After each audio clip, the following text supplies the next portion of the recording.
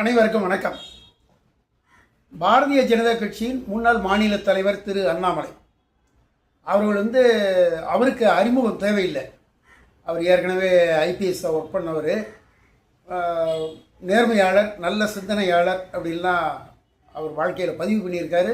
அவர் அரசியலுக்கு வந்த பிறகும் கூட அவர் மிகச்சிறந்த அறிவாற்றல் மிகுந்த நபர், நல்ல தொண்டு செய்யக்கூடிய எண்ணம் உள்ளவர் அப்படிங்கிறதெல்லாம் எல்லாருக்குமே தெரிஞ்ச விஷயந்தான், அதில் மாற்று கருத்து கிடையாது.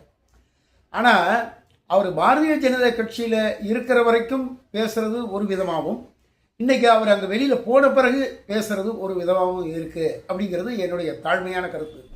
எதை வச்சு சொல்கிறேன்னா, ஏற்கனவே சிபிஎஸ்சி பள்ளிகளில் மும்மொழி கொள்கை திட்டம் அப்படிங்கிறது இத்தனாவது ஆண்டு இந்த சிலபஸ் படி வரும் அப்படின்னு சொல்லியிருந்தாங்க. அதுக்கப்புறம் அவர்கள் ஒரு நிலை எடுத்து காரண காரியத்தோடு அது முன்கூட்டியே கொண்டாடுறோம் அப்படின்னு சொல்லி இந்த ஆண்டு இம்ப்ளிமெண்ட் பண்ணுறதா இருந்துச்சு.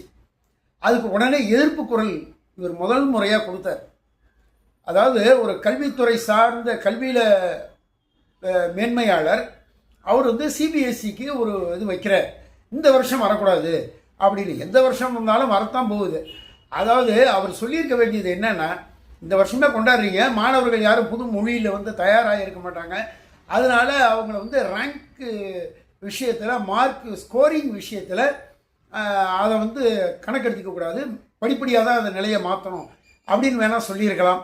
அது வரவேற்கப்படக்கூடியது, அதில் மாற்று கருத்து கிடையாது. என்னுடைய தனிப்பட்ட முறையில் நான் சொல்கிறேன். இப்போ அதுக்கு அடுத்ததாக சில தினங்களுக்கு முன்னால் நீட் தேர்வு அதை பற்றி அவர் கருத்து சொல்லியிருக்கார். அதாவது ட்விட்டரில் ஆங்கிலத்தில் அவர் கொடுத்துருக்காரு. அவர் கொடுக்கறது அகில இந்திய ரீதியில் எல்லாருக்கும் சென்றடையுங்கிறது மாற்று கருத்து கிடையாது. அதில் அவர் என்ன கொடுத்துருக்காருன்னா, நீட்டு தேர்வுக்கு கடுமையான கட்டுப்பாடுகள், அந்த கட்டுப்பாடுகள் மட்டும் இல்லாமல் நீண்ட நேர பரிசோதனை அப்படிங்கிறதெல்லாம் அவர் ரொம்ப வருத்தப்பட்டு சொல்லியிருக்கார். அதாவது மோசடி இதெல்லாம் கடந்து தான் இன்றைக்கி இவ்வளோ தூரம் இந்த இது பரீட்சையை எழுதுகிறாங்க, பாஸ் ஆகிறாங்க, மருத்துவக் கல்லூரியில் சேர்றாங்க. மோசடிகளை தவிர்ப்பதற்கும் மாணவர்கள் சுதந்திரமாக நிம்மதியாக பரீட்சை எழுதுறதுக்கும் அந்த படிப்பு அந்த தேர்வுக்குன்னு ஒரு மரியாதை இருக்கணுங்கிறதுக்காக தான் அந்த கட்டுப்பாடெல்லாம் விதிக்கிறாங்க. அது அவர் தவறாக அதை பற்றி விமர்சனம் பண்ணுறப்ப மனசு உண்மையிலேயே ஒரு படித்தவர், வேறு யாரோ கல்வி அறிவு இல்லாதவர்களோ இல்லாத நீட்டு தேர்வை பற்றி தெரியாதவங்களோ சொல்லியிருந்தா இது விஷயமே வந்திருக்காது. ஆனால் அவரை போன்ற ஒரு மேன்மையான கல்வியாளர் பாரதிய ஜனதா கட்சியில் இருக்கிற வரைக்கும் அதை பற்றி பேசலை. இப்போ வெளியில் தனி அரசியல் பாதை அப்படின்னு வகுத்த பிறகு இந்த நீட்டு தேர்வுக்கு எதிராக அவர் கருத்து சொல்கிறது மாணவர்கள் மத்தியில் ஒரு அலட்சிய போக்கையும் அவன் நம்பிக்கையையும் உருவாக்கும் என்பதில் எந்தவித சந்தேகமும் இல்லை. அவர் அது மாதிரி சொல்லியிருக்கக்கூடாது. என்ன காரணம்னா, அவரே ஐபிஎஸ் பரீட்சை எழுதுறப்ப யூபிஎஸ்சி அதில் எழுதி வர்றப்ப கடுமையான கட்டுப்பாடுகள் இருந்திருக்கும். ஒருவேளை அவர் எழுதி வந்திருந்தப்ப நேர்மையாக இருந்திருக்கலாம், பெரிய தடார்புடார் விஷயங்கள் இல்லாமல் இருந்திருக்கலாம். ஆனால் அவர் கர்நாடகாவில் பணியாற்றி அவர் பாரதிய ஜனதா கட்சிக்குள்ளே அநேகமாக வர்றப்போ அந்த ஆண்டுகள் தான் நினைக்கிறேன், கேரளாவிலேருந்து ஒருத்தர் ப்ளூடூத் மூலமாக யூபிஎஸ்சி தேர்வை எழுதினாருன்னு கண்டுபிடிச்சாங்க. அது மிகப்பெரிய மோசடி, அது பல இன்ஸ்டியூட்டுகளும் சேர்ந்து பண்ணியிருக்காங்க அப்படிங்கிற தகவல் எழுந்தது. அரெஸ்ட் பண்ணாங்க. அவங்க சார்ந்தவங்கள்லாம் சில பேர் பதவி நீக்கம் கூட பண்ணதாக எனக்கு ஞாபகம் இருக்குது. அதில் அப்படி நீட்லேயும் அப்படி தான். இதில் இவ்வளவு கட்டுப்பாடு இருந்துமே மோசடி நடக்குது அப்படிங்கிற ஒரு குற்றச்சாட்டு இருந்துக்கிட்டே தான் இருந்துச்சு. இப்போ இந்த கட்டுப்பாடு அப்படிங்கிறது குழந்தைகளுக்கு இருக்கவே கூடாது அப்படின்னு சொல்கிறது எப்படிங்க? ஒரு எல்கேஜி படிக்கிறப்ப கூட அடுத்தவங்களை பார்க்காத அப்படின்னு தான் பரீட்சை எழுத வைப்பாங்க. என்ன காரணம்னா, இதுக்கு ஒரு இன்னைக்கு உள்ள காலகட்டம் மோசடியான காலகட்டம். அந்த மோசடியான காலகட்டத்தில் நடக்கக்கூடிய தேர்வுகள் கடுமையான கட்டுப்பாடோடு தான் நடக்கணும். அந்த கட்டுப்பாடே தப்பு, ரொம்ப நேரம் நீங்கள் பரிசோதனை பண்ணக்கூடாது அப்படின்னு சொல்கிறதெல்லாம் ரொம்ப, அதாவது அவர் கல்வியாளராக அவர் சொல்கிறப்ப மனசு கஷ்டமாக இருக்குது. என்ன காரணம்னா, பள்ளி தேர்வாக இருக்கட்டும், கல்லூரி தேர்வாக இருக்கட்டும், இந்த காப்பி அடிக்கிறது, வேறு வகையில் நவீன யுக்திகளை பயன்படுத்திக்கிட்டு எல்லாம் செய்கிறது, இவ்வளவும் நடந்துக்கிட்டு தான் இருக்குங்கிறாங்க. அதே போல் உயிர்காக்கும் விஷயம் அவர்களுடைய அறிவை பரிசோதனை பண்ணுறதுக்கான விஷயம். ஆனால் அதிலேயே அவர்கள் தப்பான ஒரு முறையில் அவர்கள் மதிப்பெண்களை எடுத்து தவறான ஒரு மருத்துவர் உருவாகக்கூடாதுங்கிறதுக்காக செய்யப்படுற விஷயந்தான் இது. அவங்கள கொடுமை பண்ணுறதோ சித்திரவதை பண்ணுறதோ கிடையாது. அதற்கு அவர்கள் மன ரீதியாக அவர்கள் தயாராக்கணும், அந்த பள்ளிகள் தயாராக்கணும், அவங்களுடைய அந்தந்த மாணவ மாணவியரோட குடும்பங்கள் தயாராக்கணும். பாரத பிரதமர் மோடிஜி அவர்கள் கூட சொல்லுவார், ஒவ்வொரு தேர்வு அப்பவும் தேர்வை இலகுவாக எதிர்கொள்ளுங்க, அச்சப்படாதீங்க, அது உங்கள் வாழ்க்கைக்கான அடுத்த மைல்கல் அப்படிங்கிறதெல்லாம் சொல்லுவார். அதுபடி தான் ஒருத்தங்களுக்கு ஆறுதல் சொல்லணும், சப்போர்ட் பண்ணணும், அறிவுரை சொல்லணும். அதை விட்டுட்டு நீ அதை கேட்குற குழந்தைகள் என்ன பண்ணுவாங்கன்னா இதை மைண்டில் வச்சுக்கிட்டே தான் போகாம். அப்படி போகிறப்ப என்ன ஆகுனா அந்த தேர்வு மேலேயும் மதிப்பு வராது, அதில் சலிப்பு வந்துடும். அதுபோக அதை நடத்தக்கூடிய வாரியத்தின் மேலேயும் நம்பகத்தன்மை போயிடும், மத்திய அரசின் மீது கோபமும் வரும். இதையெல்லாம் எதிர்பார்த்து இப்படியெல்லாம் இருந்தாக்கா இந்த வாக்காளர்களாக இவர் பார்க்க ஆரம்பிச்சிட்டார் இந்த மாணவ மாணவிகளை. அவர்களை தன் பக்கம் இழுப்பதற்காக இவர் சொல்கிறாரோ அப்படிங்கிற சந்தேகம் நம்மளுக்கு வலுவாக எழுது.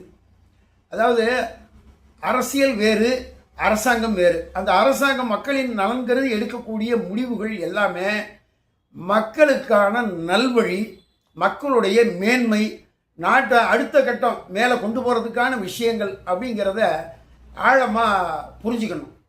இப்போ இவர் சொல்கிறது எல்லாமே மாணவ மாணவிகளிடையே அந்த நீட் தேர்வு சம்பந்தமான ஒரு அது என்ன ஒரு பக்தி உணர்வை இவர் கெடுக்கிற மாதிரி இவர் சொல்லியிருக்காருங்கிறது என்னுடைய தனிப்பட்ட கருத்து.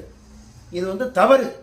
தயவு செஞ்சு இனிமேல் அவர் இது போல் நடந்துக்கக்கூடாது. என்ன காரணம்னா ஒவ்வொரு இதில் இந்தியா சுதந்திரம் அடைஞ்சப்பையாக இருக்கட்டும், இல்லை மனித குலமே வரலாற்றில் வர்றப்ப ஒவ்வொரு நாடும் மன்னராட்சியாக இருக்கட்டும், ஜனநாயக முறைப்படி வர்றதாக இருக்கட்டும், அப்பப்போ சில சட்டங்கள் புதுசாக உள்ளே பூந்துக்கிட்டே தான் இருக்கும்.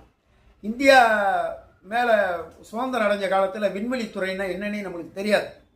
ஆனால் அதாவது அரசாங்க ரீதியாக தெரியாது. ஆனால் ஆரியப்பட்டர், பாஸ்கரா அப்படிங்கிறவங்களாம் வானியல் சாஸ்திரத்தில் இதாக இருந்தாங்க. இன்றைக்கி ஜனநாயக இதில் வர்றப்ப செயற்கைக்கோள், அதுக்கப்புறம் கேபிள் டிவி வந்துச்சு. இப்படியே அது ஒரு விஞ்ஞான வளர்ச்சி வர வர நவீனங்கள் புகுத்தப்பட அதை அரசியல் அமைப்புக்கு உள்ளே கொண்டாந்து அதற்கென சில கட்டுப்பாடுகள் விதித்து முறைகேடுகளை தவிர்க்கிறதுக்காக அப்பப்போ சட்டங்கள் திருத்தப்படுகின்றன. அதுபோல தான் இந்த மொபைல் செயலிகள் கூட அப்படி தான் அப்பப்போ பிரச்சனை வந்த பிறகு அதை தீர்க்கறதுக்காக என்ன நடைமுறையோ அந்த கட்டுப்பாடுகள் விதிப்பாங்க.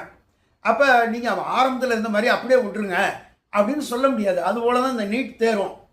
இதுக்கு உதாரணமாக ஒரு விஷயம் சொல்லலாம். அதாவது கம்பராமாயணத்தில் ஒரு விஷயம் உண்டு. அயோத்தி வழியாக ஒரு அயோத்தி நகர எல்லையில் ஒரு வழிபோக்கன் போகிறான்.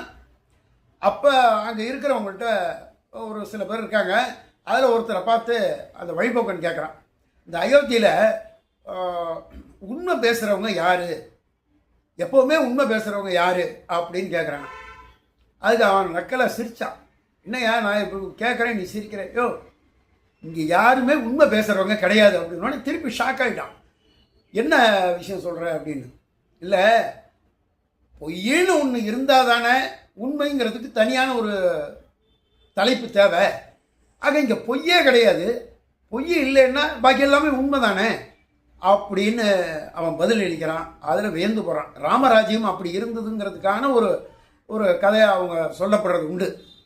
அதுபோல் பரீட்சை எழுதுகிற வர்றவங்க எல்லாமே யோகிய சிகாமணிகளாக இருந்து விட்டால் இந்த பிரச்சனை கிடையாது.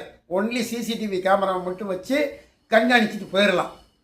ஏன்னா உள்ளே போன பிறகு அவங்கள வெளியில் அனுப்புறது அது ஒரு சட்டவிதியாத மனித உரிமை மீறல். கல்வியை மறுக்கிறீங்க, அந்த பிரச்சனை இந்த பிரச்சனைன்னு வர்றதுக்கு வாய்ப்பு இருக்குது. அதனால் உள்ளே போகிறதுக்கு முன்னாலேயே அவர்களை பரிசோதனை பண்ணி அனுப்புறது எந்த வகையிலையும் தவறு கிடையாதுங்கிறது உண்மையான விஷயம். அதாவது அந்த பரிசோதனைங்கிற பேரில் ரொம்ப நேரம் நடத்துறதுங்கிறத வேணால் தவிர்க்கலாம்னு சொல்லலாம்.